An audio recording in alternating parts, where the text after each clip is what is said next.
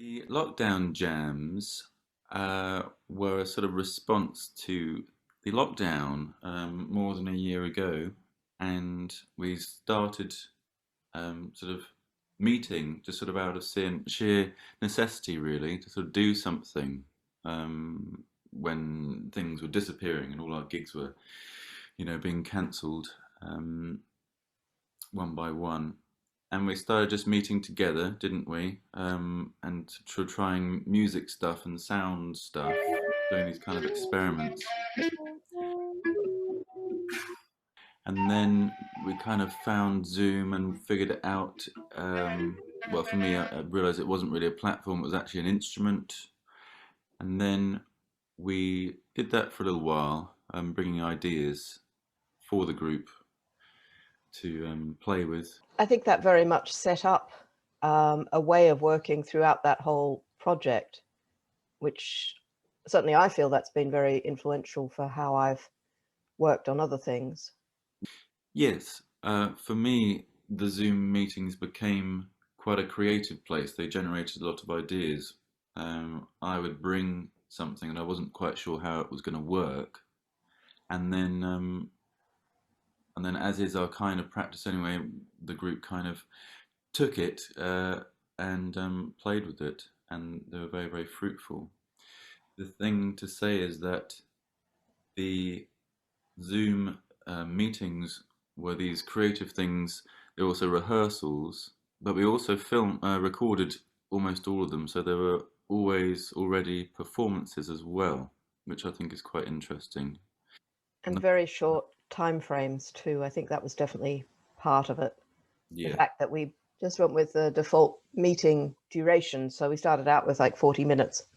And then we discovered that Edward had a pro account, which was A1, but we still just kept scheduling 1 hour. And very often we'd be working, bring a piece, bring an idea, pull it apart, try it in different configurations. But at the end of the hour, that was what we had, full stop, the end, with a few exceptions that did actually require practicing on our own. And once we started collaborating with other people, we had multiple sessions to sort of work with them and find out what they wanted. But I think those short time spans are really very important. For me, a big difference was that we would normally spend a week or something rehearsing something, making something, and then we'd travel and do a performance, and these were in separate spaces, separate times. But with the Zoom lockdown jams, it was all meshed together. There was no traveling to a performance place. It was already happening. And then we applied for some money from the Arts Council to commission people to make something. We didn't know what it was going to be. It was kind of the Wild West. We'd sort of we put a page of kind of guidelines or things that we'd sort of discovered that we shared with the people we wanted to commission. And the 11 were all completely different. It was very surprising.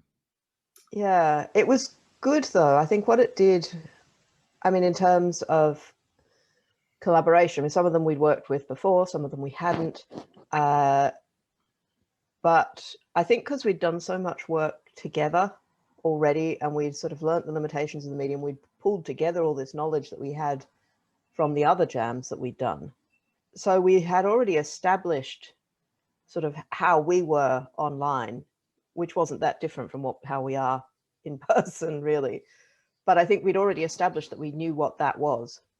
And then it was sort of more a case of, I think, when we were working closely with someone and working out how they fitted and letting them get used to working with us in the medium. Thinking about how we worked as bastards in this Zoom medium and working with our collaborators on the jams, how do you feel that experience was reflected or not reflected, or how did it shape your response to working with John Moran on ComposerGENAU? Look where I am right now. It's Germany. It's so dreamy.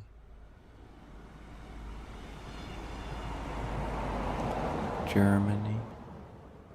Oh, John, hey, how's it going? Josh Spear. Well, it lulled me into a false sense of security, I think, because we have at Bastard Assignments, it all just worked incredibly well somehow. I think it's probably because we have the years of in real life experience, and there's just that familiarity and trust there. But when I started working with John Moran on this very, very exciting web series commissioned by Hellerau Dresden and Lindenfels Leipzig. Well, I didn't complete the project. I had to quit partway through. I threw my toys out the pram because we didn't really have this history of working together. What I've noticed with working with theatre people like Ollie Dorr is that it's very, very important for the whole team to have a shared imagination of what they're doing. Everyone has to imagine the same thing. With the web series, which John was kind of editing, doing the final edit of, I would edit my own part. He would edit the whole thing. I didn't know what the thing was until the first episode aired. If you know what I mean. I'd just seen my little bit. So in that way, I didn't really have I wasn't sharing his imagination. We were making different things. And more like being a contributor, I guess, than a collaborator, perhaps. Yeah, I almost felt like I was being told I was a collaborator and co-host, but I was actually just a contributor or like a performer or something. And that kind of threw me quite a lot because obviously with Bastards there was just a stronger history of trust and this sort of stuff. Yeah, and I think that history of trust and that history also of really no hierarchy. Yeah, we are really a flat organization now and quite open. And that's exactly what I noticed working with John, is that I had to kind of make him project leader in my mind because there was no bend. He wouldn't bend to me. I always had to kind of meet him, and that it made me see that Bastards we're kind of four individuals, but we work collectively and non-hierarchically. We come and we go, and it's, everyone is sort of equal and gets out of it what they want. I think it's remarkable. It is remarkable, yeah. I mean, it's quite different from things I've been working on, even though those have been non-hierarchical as well, but it's still a very different dynamic. I think, again, my expectations were quite high because I was working with artists, Katie Hanning and John England. And Katie proposed that we do something around our daily government mandated walks. And that we just sort of, as we're out walking, we come up with things, or we shoot videos or whatever comes to mind, but to do something creative with that time, as well as, getting our exercise, which is a very Katie approach. It was quite loose and a little bit anarchic, which was great. What it did was it generated this great mass of material in all sorts of different media. Then when I saw what the others were contributing as well, there was so much interesting stuff there that it kind of felt like almost wasteful not to do anything with that. And so I created this sort of layered video that captures all of us, really.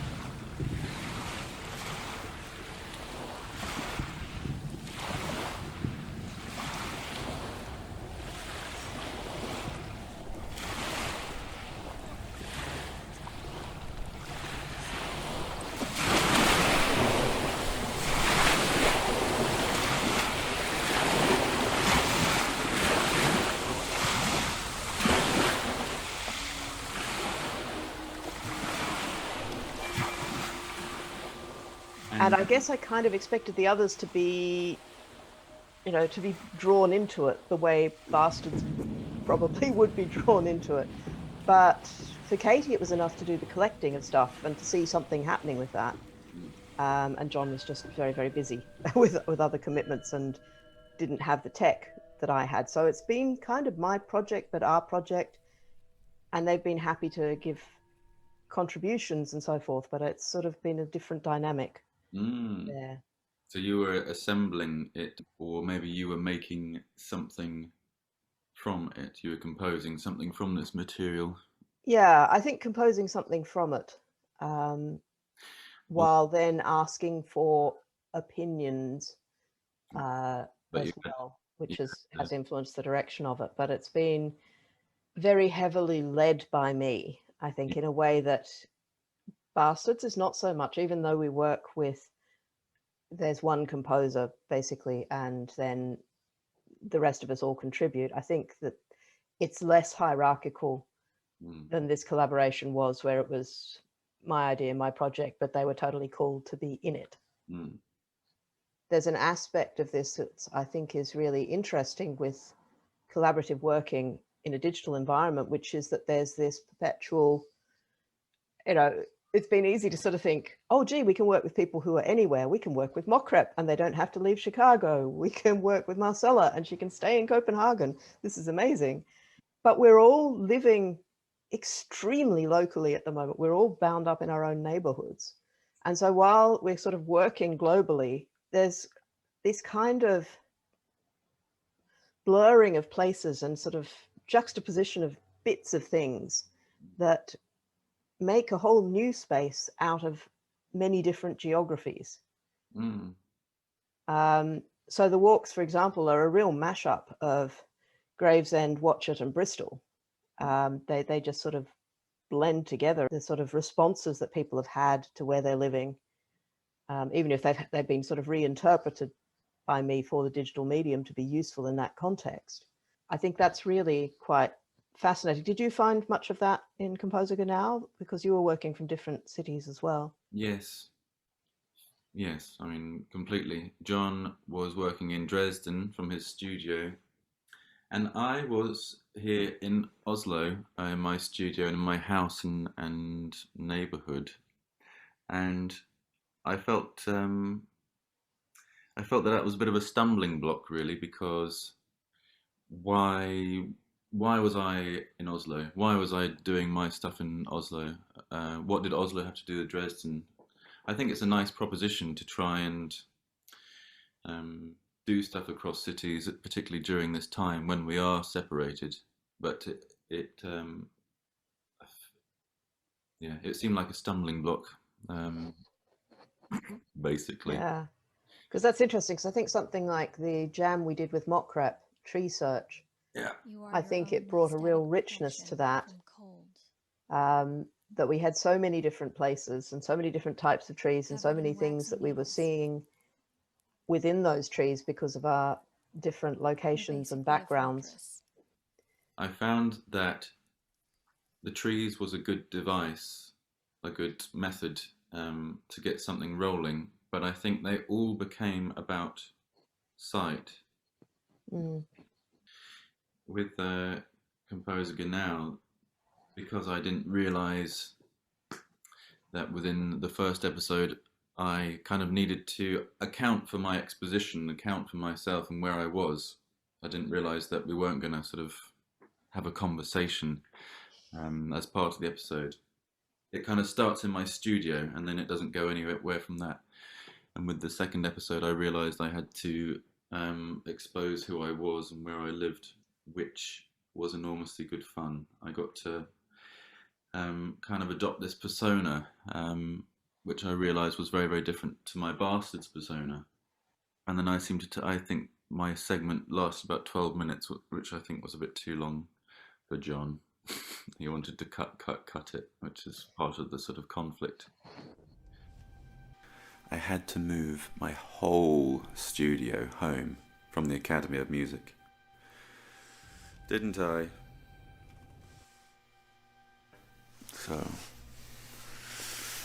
So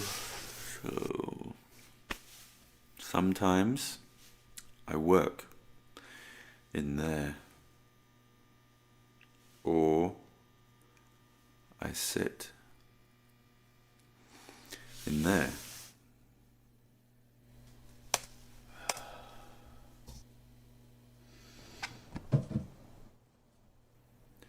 But mostly it's a lot of waiting.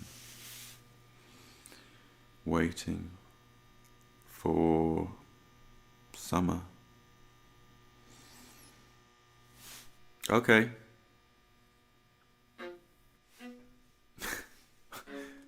What are we doing? I've got to call John.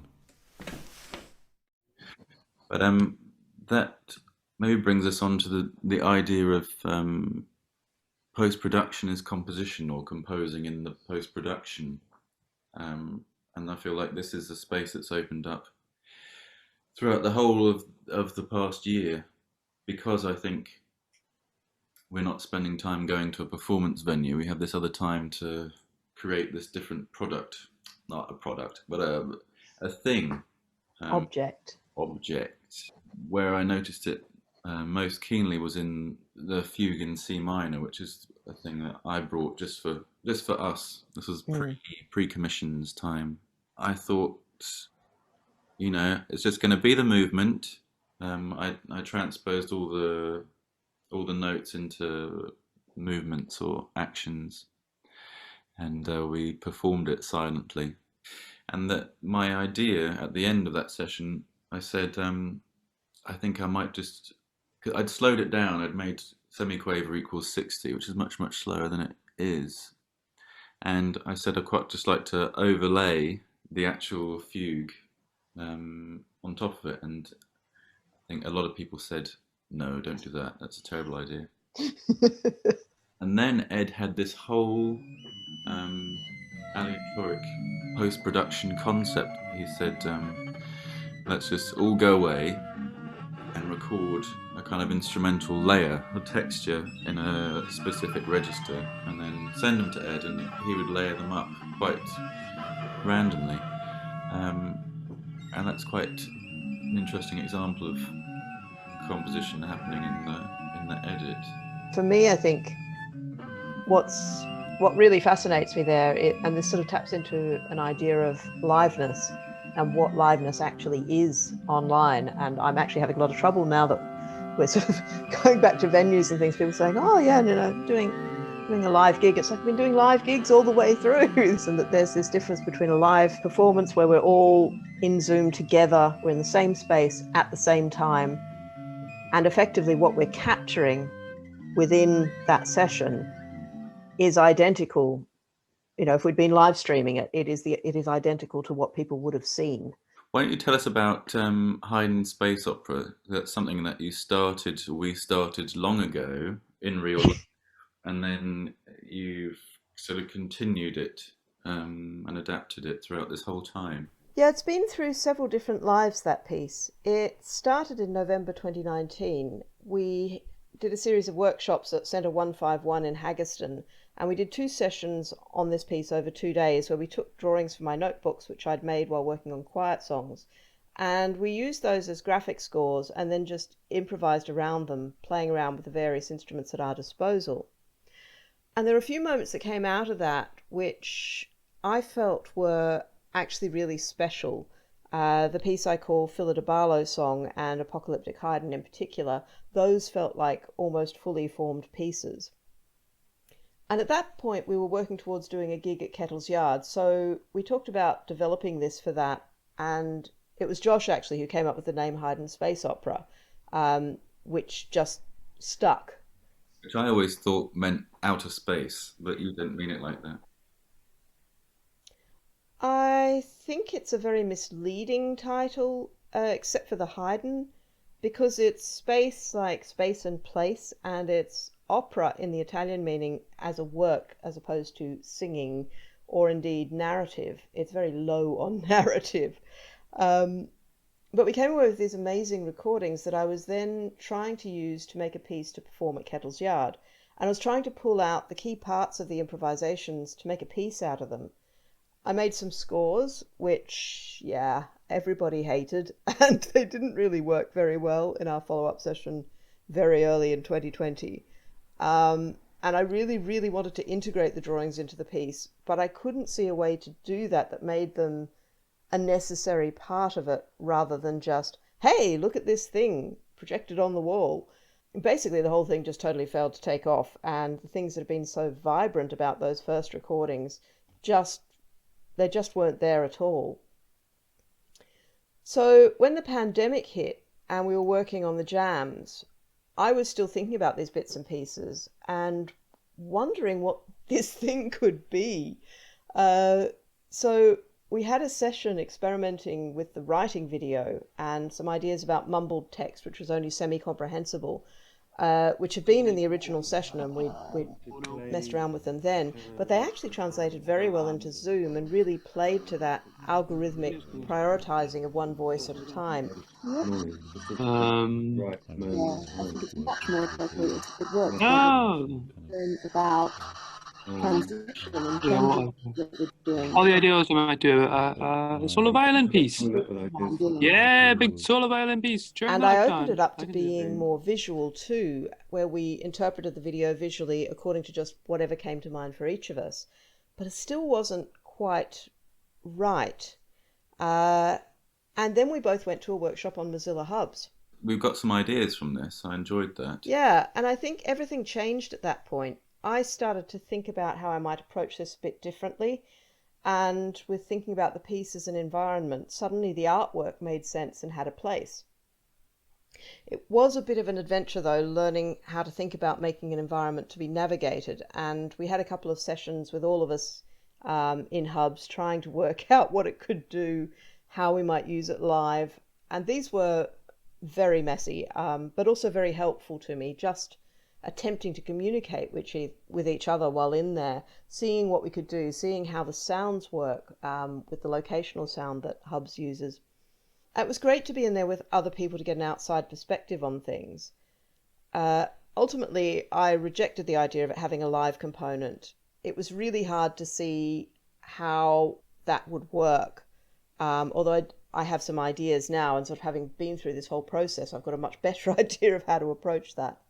And instead I was able to see that this type of work offered me an option to kind of almost collaborate with our own past and to bring in these rehearsal space recordings and make a home for them, make them actually be the piece.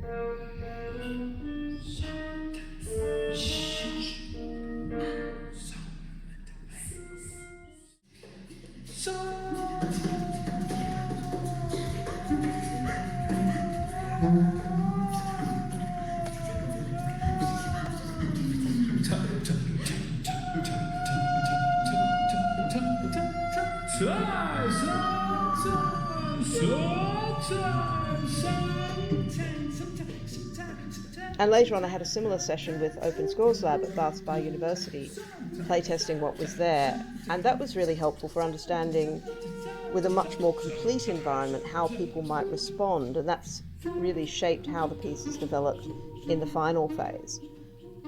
So I think in the case of this piece, there's been a kind of shifting back and forth where I've had these very productive periods working with other people, getting their responses, and seeing what they do, and then some very solitary work, choosing images and videos, making objects in Blender, getting my head around how all the bits go together, what seems to be lacking, and then sort of, where needed, to request further material from my fellow bastards. But what's also been really useful about the group work in Hubs is, because it's a social platform, it's been not just that I needed someone to go through and say what they liked and what they didn't like, but to be able to actually watch people in a group, to stand back and observe their behavior and listen to the discussion between them, to learn and make changes accordingly.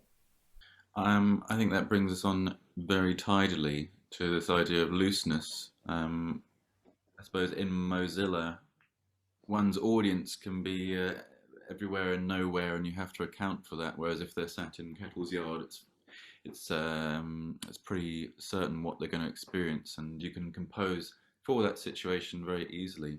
But what I found, the approach we needed to have for the jams, and indeed I think for a lot of the commissions, was looseness. And I sort of discovered this with my anime deep cuts, which is a two-part video file, a sort of top and a bottom. We're in pairs. Two of us copy one part, two of us copy the other. And I'd already been doing that in the few jams I'd been making for the group. And they were very, very tight, weren't they? The first one. It's like, you've got to do this, then, and it's very, very specific. But with the anime deep cuts, instead of getting the group to just use their imitation skills, I wanted you to actually interpret what you were seeing, which it was often impossible to interpret, quite abstract images. So, so I think switching the group's creativity on was something that happened there and was very interesting. I was thinking about Jenny Walsh's Zusammen 3 And that she made for us. at the end of the day, you know, I'm just a human being. I promise you that I will get better. And yeah, I'm in a She hole must right have now. had I'm in a rut. the idea, a sort of idea here on of out, what I hope this thing was that going to be. People And kinda take then this video as we not kind only of as a an group apology, have to start, and then we get our own idea of what it's going to be, and we sort of realize this version, and they're going to be a little bit different to what Jenny thinks it's going to be, but she kind of just has to go with that. It becomes what it is. I think that's maybe what went wrong with ComposerGENAU, is that maybe John was trying to control what I was doing, but really we're just so far apart. I just have to do what I'm doing, and it's what it's going to be, really.